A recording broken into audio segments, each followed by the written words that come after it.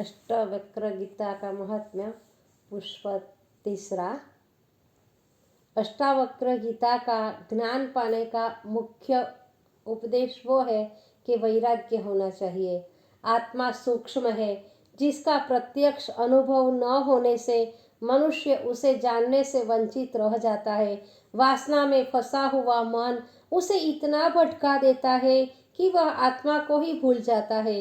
इस सांसारिक प्रपंच में जो कुछ हो रहा है वह इसी आत्म अज्ञान का फल है, किंतु कुछ बुद्ध पुरुष उसकी याद दिलाकर व्यक्ति को इन बंधनों से छुटकारा दिलाकर मुक्ति की ओर ले जाते हैं।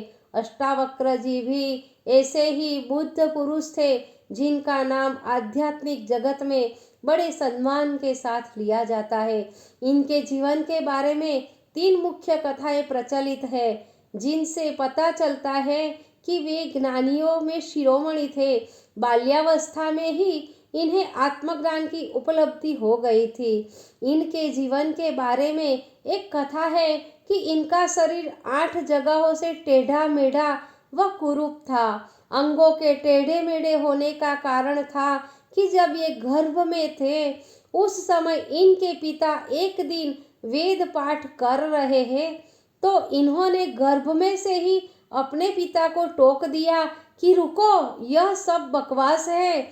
शास्त्रों में ज्ञान कहाँ? ज्ञान तो स्वयं के भीतर है। सत्य शास्त्रों में नहीं, स्वयं में है। शास्त्र शब्दों का संग्रह मात्र है। यह सुनते ही इनके पिता का अहंकार जाग उठा। वे आत्मज्ञानी तो थे नहीं, पंडित ही तो थे। पंडितों में ही अहंकार सबसे ज्यादा होता है, क्योंकि शास्त्रों के ज्ञाता होने से उनमें इस जानकारी का अहंकार होता है। इसी अहंकार के कारण वे आत्मज्ञान से वंचित रहते हैं। आत्मज्ञान के लिए विनम्रता पहली सीढ़ी है। अष्टावक्री जी के पिता के अहंकार पर चोट पड़ते ही वे तिल मिला गए कि उन्हीं का वह पुत्र उन्हें उपदेश दे रहा है जो अभी पैदा भी नहीं हुआ है।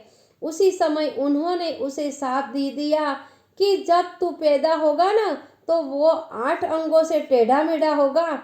ऐसा ही हुआ भी, इसीलिए उनका नाम अष्टावक्र पड़ा। यह गर्भ में पूरा वक्तव्य देने की बात बुद्धि की पकड़ में नहीं आएगी, तर्क से समझ में नहीं आएगी, किंतु इसे आध्यात्मिक दृष्टि से समझा जा सकता है।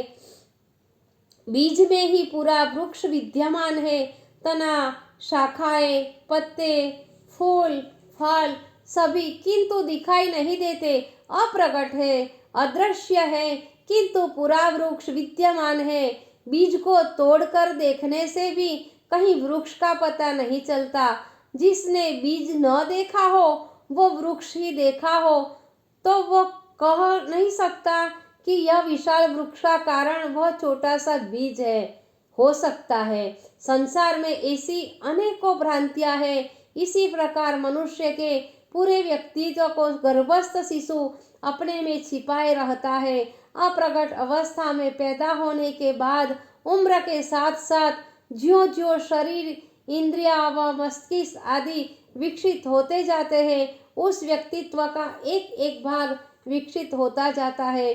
कुछ व्यक्तित्व अविकसित अथवा अर्धविकसित ही रह जाते हैं तथा कुछ का पूर्ण विकास हो जाता है, किंतु जो अंतर्निहित है उसी का विकास होता है। जो भीतर बीज रूप में नहीं है उसका विकास नहीं हो सकता,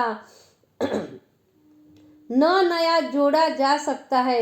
यह कथा इसी तथ्य को उजागर करती है कि अष्टावक्री जी का ज्ञान पुस्तकों, पंडितों व समाज से अर्जित नहीं था, बल्कि पूरे का पूरा वह स्वयं लेकर ही पैदा हुए थे। जय श्री कृष्ण।